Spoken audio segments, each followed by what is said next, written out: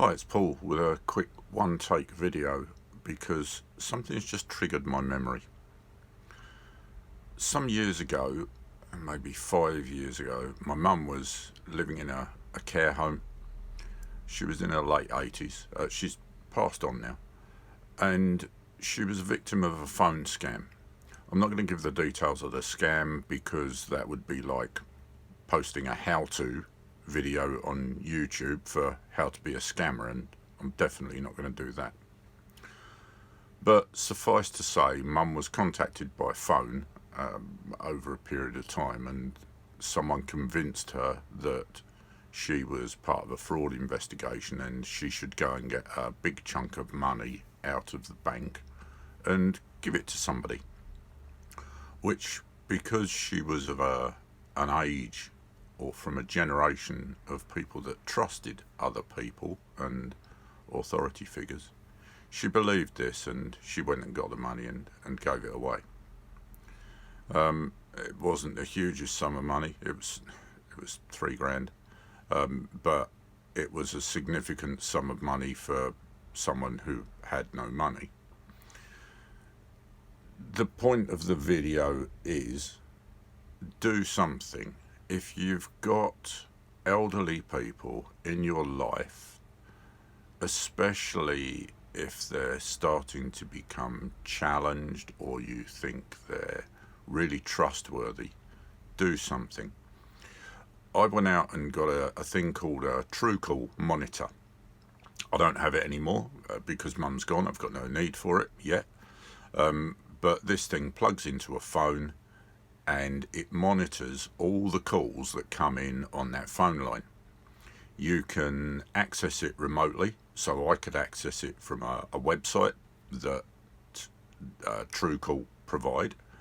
There's a cost to that. I think it was 25 quid a year, and the device itself cost me 85 quid, I think.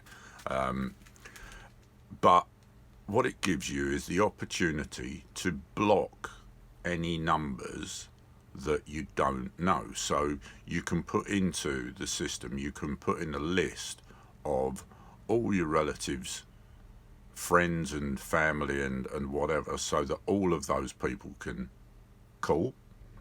You can put in the facility to give a number to anyone that can't get through.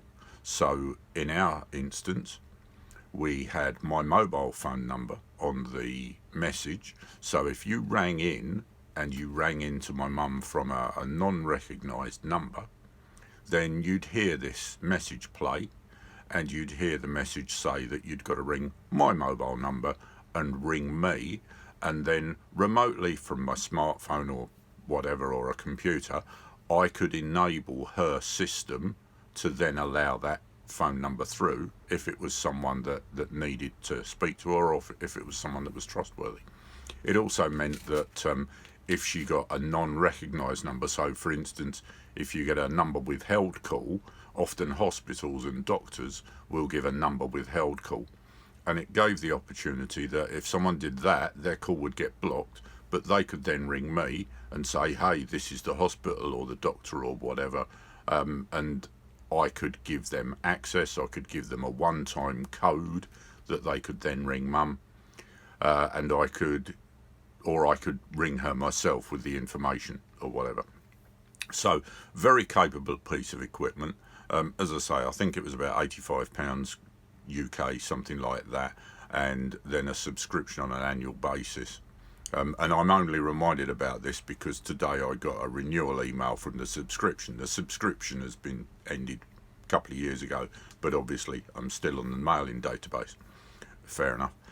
But the thing is, if I'd have had that in place when we first realised that she was getting a lot of calls from people. She used to complain occasionally about marketing people calling her. Oh, these people keep ringing me, trying to sell me insurance. These people keep ringing me, telling me I've had an accident, and I haven't had an accident. And she'd get so frustrated. And even if only for that, I should have taken some action.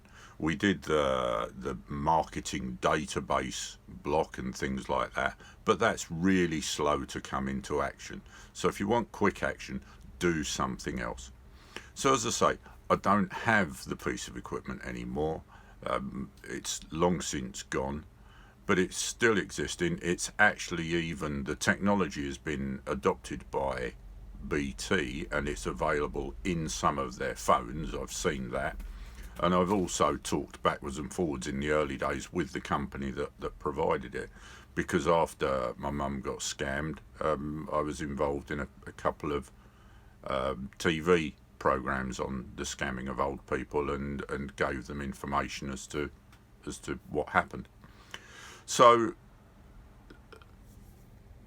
not a desperately channel related video, but something that, as you can probably tell, is very dear to my heart.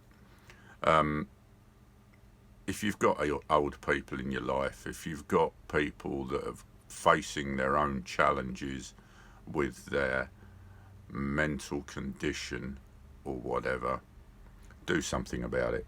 Do it now before it's too late. Thank you. Bye.